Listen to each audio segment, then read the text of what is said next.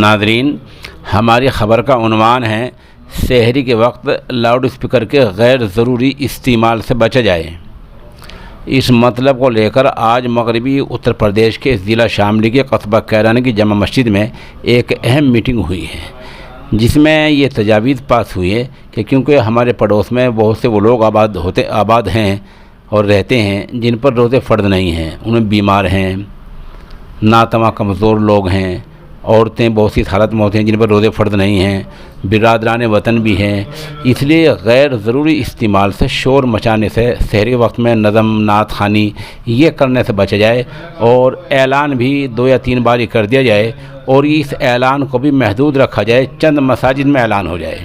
اصل میں تو اس علاقے میں اس مہم کو لے کر کافی دنوں سے خانوادہ مفتی الہی بخش کوشاں ہیں، اور پہلے بڑے حضرت جی حضرت مولانا افتخار الحسن صاحب رحمۃ اللہ علیہ، اس کے بعد ان کے بیٹے حضرت مولانا نور حسن راشد صاحب،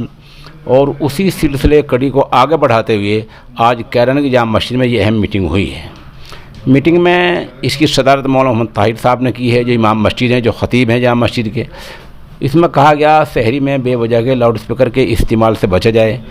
پورے قصبے کی منتخبہ چند مساجد میں ہی مختصر اعلان کا وقت طے کیا جائے، اور یہ کیران کو 6 حلقوں میں بانٹ لیا جائے، ان 6 حلقے کی اہم مساجد میں اعلان ہو جائے اور باقی لوگ انہی پر اکتفا کریں۔ اس میں کہا گیا کہ اسلام امن و شانتی کا حامل مذہب ہے، لاؤڈ اسپیکر کے بے دریغ استعمال سے بہت ہی غلط پیغام جاتا ہے۔ یہ تجاویز آج ضلع شاملی کے قصبہ کیران کی جامع مسجد میں ائمہ مساجد کی اہم میٹنگ میں پاس ہوئی ہیں۔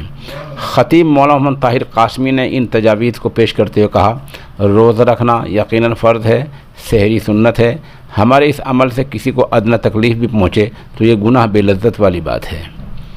انہوں نے کہا روزہ ہر شخص پر فرض نہیں ہے، ہم میں بہت سے بیمار ہیں، بچے ہیں، حد درجے ناتواں ہیں، ہمارے پڑوس میں برادران وطن کی بھی خاصی تعداد رہتی ہے،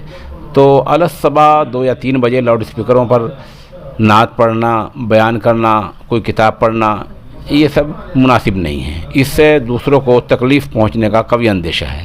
اس موقع پر مفتی محمد فرحان شمسی، مولانا عمران رشیدی اور مولانا محسن قاسمی وغیرہ نے کہا یہ کوئی ضروری نہیں کہ ہر مسجد میں ہی اعلان ہو، اس کے لیے چند بڑی اور اہم مساجد کو منتخب کیا جا سکتا ہے، ان میں اعلان ہو جائے اور دوسرے لوگ بھی اسی پر عمل کر لیں۔ علماء کی اس تجویز کو بھی حاضرین نے پسند کیا اور شہر کیران کو 6 حلقوں میں بانٹ دیا،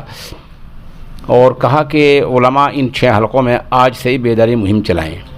مولانا مرسل ندوی اور مفتی عبدالقدوس نے کہا شہر میں علیحدہ علیحدہ جنتریاں ہیں، ایسا نہیں ہونا چاہیے، ہمیں اتفاق رائے کے ساتھ کسی ایک جنتری پر عمل کرنا چاہیے، اور سحر و افطار میں ہر مسجد میں ایک ہی طے شدہ وقت پر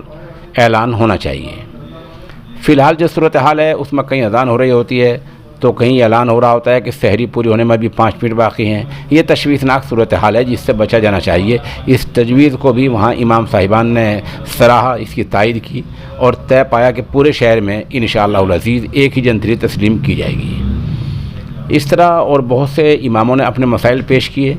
ان مسائل کو سن کر صدر مجلس مولانا محمد طاہر قاسمی نے کہا انشاءاللہ عید الفطر کے بعد ایک بڑی میٹنگ ہوگی جس میں اماموں کی اقتصادی حالت کے حوالے سے ٹھوس لائحہ عمل تیار کیا جائے گا۔ انہوں نے کہا امام رسول خدا کا جانشین ہوتا ہے جس کا بنیادی کام تعلیم و تبلیغ اور منصب امامت ہے۔ اس تقریب کا آغاز حافظ محمد شاہد کی تلاوت اور حافظ شریعت کی نعت پاک سے ہوا۔ اس پروگرام کو کامیاب بنانے میں قاری محمد مدثر، مولانا منشاد، حافظ ہاشم، حافظ رضوان وغیرہ نے اہم خدمات انجام دی۔ موقع کی 2 تصاویر ہم آپ کو پیش کر رہے ہیں۔